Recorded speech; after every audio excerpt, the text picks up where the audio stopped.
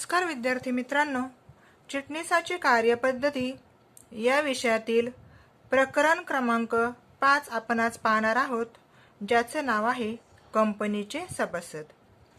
या प्रकरणामध्ये आपल्याला सभासद म्हणजे काय, म्हणजे सभासद कोणाला म्हणायचे, सभासद होण्यासाठी काय पात्रता हवी, सभासत्वाचे संपादन म्हणजेच कंपनीचे सभासदत्व कसे मिळवले जाते, तसेच सभासदत्व संपुष्टात केव्हा येते, तसेच सभासदांना अधिकार कोणकोणते असतात, त्यांचे कर्तव्य व जबाबदाऱ्या कोणकोणत्या आहेत, त्या संदर्भामध्ये या प्रकरणात आपल्याला माहिती बघावयाची आहे। पहा, आपल्याला माहिती पहा की ज्या काही सार्वजनिक संस्था असतात त्यांची स्थापना ही शिक्षण, मनोरंजन किंवा विविध सामाजिक जे काही उद्दिष्ट असतात, तसेच वेगवेगळे व्यवसाय, अशा विविध कारणांसाठी अशा सार्वजनिक संस्थेची स्थापना होत असते।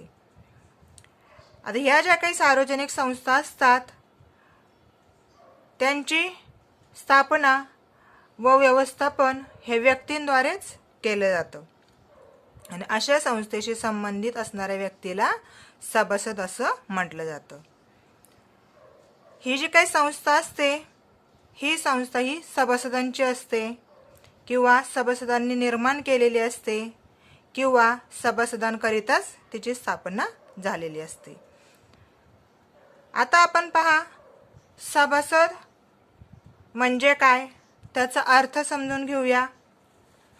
या ठिकाणी आपल्याला त्याची व्याख्या दिलेली पहा आता सभासद म्हणजे काय की ज्या व्यक्तीचे नाव कंपनीच्या सभासद नोंदवहीत नोंदविण्यात आले आहे आणि इतर कोणतीही व्यक्ती ज्या व्यक्तीने कंपनीचे समभाग भांडवल धारण केले आहे आणि जिचे नाव भागपेढीच्या नोंदवहीमध्ये लाभप्रद मालक, ज्याला आपण बेनिफिशियल ओनर असं म्हणतो पहा, म्हणून नोंदवलेलं आहे, अशी व्यक्ती म्हणजे सभासद होय।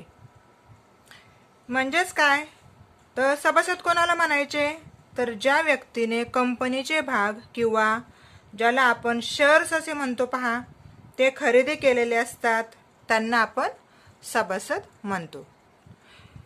आता पहा, कंपनीचे सभासद होण्यासाठी काय आवश्यक असतं तर त्याच्यामध्ये कंपनीचे भाग विकत घेण्यासाठीचा लिखित करार असणं आवश्यक आहे, तसेच सभासद नोंदवहीमध्ये त्याच्या मान्यतेनुसार त्याच्या नावाची नोंद करणे देखील आवश्यक असतं।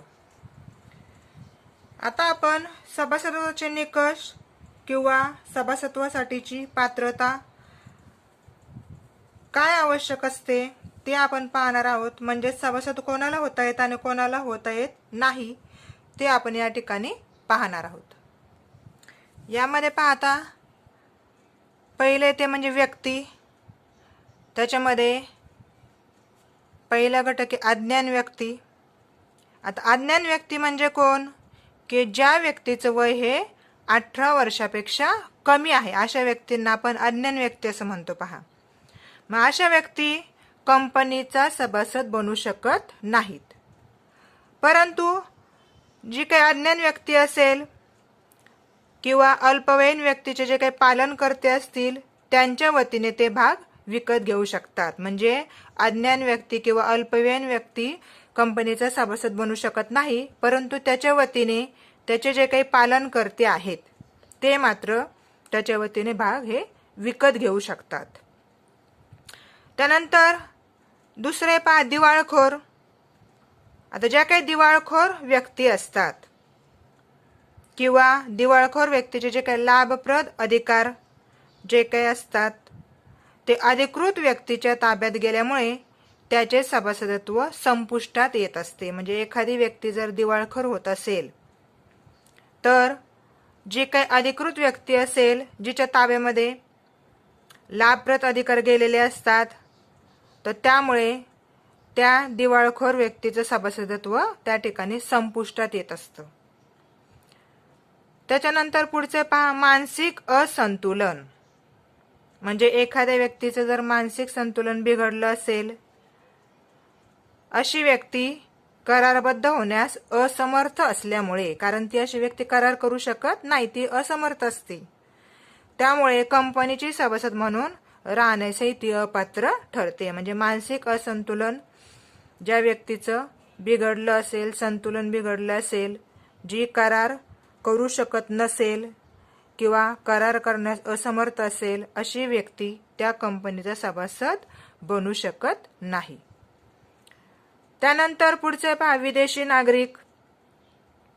जे काही विदेशी नागरिक असतात ते करारबद्ध होण्यास पात्र असल्यामुळे फॉरेन एक्सचेंज मॅनेजमेंट ॲक्ट, ज्याला आपण फेमा असं म्हणतो पहा, 1999च्या अधीन राहून भारतीय कंपन्यांचे भाग विकत घेऊन सभासदत्व मिळवू शकतो. म्हणजे जो काही विदेशी नागरिक आहे, दुसऱ्या देशातली एखादी व्यक्ती असेल, विदेशातली व्यक्ती असेल, तर ती जो काही फेमा कायदा आहे 1999चा, त्या कायद्यानुसार ती व्यक्ती भारतीय कंपन्यांचे भाग हे विकत घेऊन सभासदत्व मिळू शकते.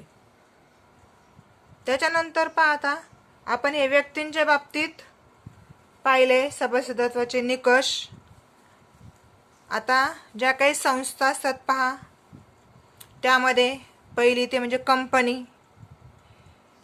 आपण कंपनीच्या संदर्भात माहिती पाहिलेली पहा. कंपनी म्हणजे ही एक कायदेशीर व्यक्ती असते, तिला स्वतःच्या नावे दुसऱ्या कंपनीचे सभासद होता येते. म्हणजे कोणतीही कंपनी असो, तिला दुसऱ्या कंपनीचं सभासद होता येतं, परंतु त्याकरिता घटनापत्रकामध्ये तरतूद असणं आवश्यक आहे. अतिशय महत्त्वाचे आहे की जर एखाद्या कंपनीला दुसऱ्या कंपनीचे सभासद व्हायचं असेल तर त्याकरिता घटनापत्रकामध्ये तशी तरतूद असणं गरजेचं असतं. मात्र ती कंपनी स्वतःच्या कंपनीमध्ये गुंतवणूक करू शकत नाही. अतिशय महत्त्वाचा भाग आहे पहा. जर एखाद्या कंपनीला दुसऱ्या कंपनीचं सभासद व्हायचं असेल, ती होऊ शकते, परंतु घटनापत्रकामध्ये तशी तरतूद असणं गरजेचं आहे. परंतु ती जी काही कंपनी आहे ती स्वतःच्या कंपनीमध्ये गुंतवणूक करू शकत नाही. त्यानंतर दुसरे पाहते म्हणजे सहकारी संस्था. याबद्दल आपल्याला सर्व माहिती पहा. सहकारी संस्थेबद्दल, सहकारी संस्था ही नोंदणीकृत संस्था असल्यामुळे तिला कंपनीचे सभासद होता येते. कारण ज्या काही सहकारी संस्था असतात त्या नोंदणीकृत संस्था असतात आणि त्यामुळे त्यांना कंपनीचे सभासद होता येतं. पुढचे पहा, मर्यादित दायित्व भागीदारी संस्था. यामध्ये ज्या काही एक ज्युरिस्टिक, ज्याला आपण न्यायवादी असं म्हणतो पहा, अशी व्यक्ती असल्यामुळे कंपनीचे सभासद ती बनू शकते. त्याच्यानंतरचे पहा, हिंदू अविभक्त कुटुंब. या संस्थेच्या सभासदत्वाला कायदा मनाई करत नाही, मात्र भागांची नोंदणी कर्ताच्या नावाने होते. म्हणजे त्या कुटुंबातील जो काही कर्ता असेल त्याच्या नावाने, जर त्याने कंपनीचे भाग खरेदी केले असतील तर त्याच्या नावाने ते, जो काही कर्ता असेल त्याच्या नावाने ते भागांची नोंदणी होत असते हिंदू अविभक्त कुटुंबाच्या बाबतीत. त्याच्यानंतर पुढचे पहा, भागीदारी संस्था. भागीदारी संस्था ज्या काही असतात त्या नोंदणीकृत संस्था नसल्यामुळे कंपनीचे सभासद बनू शकत नाही. पण भागीदारी संस्था भागीदारांच्या नावाने भाग धारण करू शकते. म्हणजे जे काही भागीदारी संस्था असतात त्या नोंदणीकृत नसतात आणि त्याच्यामुळे त्या कंपनीचा सभासद बनू शकत नाहीत, परंतु त्यांचे जे काही भागीदार असतात तर त्यांच्या नावाने मात्र त्या भाग खरेदी करू शकतात किंवा जे भागीदार असतात तर ते त्या ठिकाणी भागधारण करू शकतात. त्याच्यानंतरचे पहा, विश्वस्त संस्था. आता नोंदणीकृत विश्वस्त संस्था ह्या ज्या काही असतात त्या स्वतःच्या नावावर कंपनीचे सभासदत्व प्राप्त करू शकतात. त्याच्यानंतर पहा, खाली एक तक्ता दिलेला आहे आपल्याला या ठिकाणी. कंपनी सभासदत्वासाठी पात्रता. जर व्यक्ती अल्पवयीन असेल तर तिला सभासद होता येत नाही. दिवाळखोर असेल तर तिलाही सभासद होता येत नाही. मानसिक असंतुलन व्यक्ती असेल तर तिलाही सभासद होता येत नाही. ती व्यक्ती जर विदेशी नागरिक असेल तर तिला मात्र सभासद होता येतं. हिंदू अविभक्त कुटुंबाचा कर्ता असेल तर त्याला देखील सभासदत्व मिळतं. त्यानंतर कंपन्या असतात तर त्यांना सभासदत्व मिळू शकतं. सहकारी संस्था असतात त्यांना देखील सभासदत्व मिळू शकतं. मर्यादित भागीदारी संस्था ज्या काही असतात त्यांना देखील म्हणजे भागीदारांच्या नावाने भागधारण करू शकतात ते. हिंदू अविभक्त कुटुंब त्यांना सभासदत्वासाठी पात्रता लागत नाही. भागीदारी संस्था त्यांनाही लागत नाही आणि विश्वस्त संस्था ज्या काय असतात त्यांना पात्रता लागत असते. म्हणजेच या ठिकाणी आपण सभासदत्वासाठीची जी काही पात्रता किंवा सभासदत्वाचे जे काही निकष आहेत त्या संदर्भामध्ये माहिती अभ्यासलेली आहे.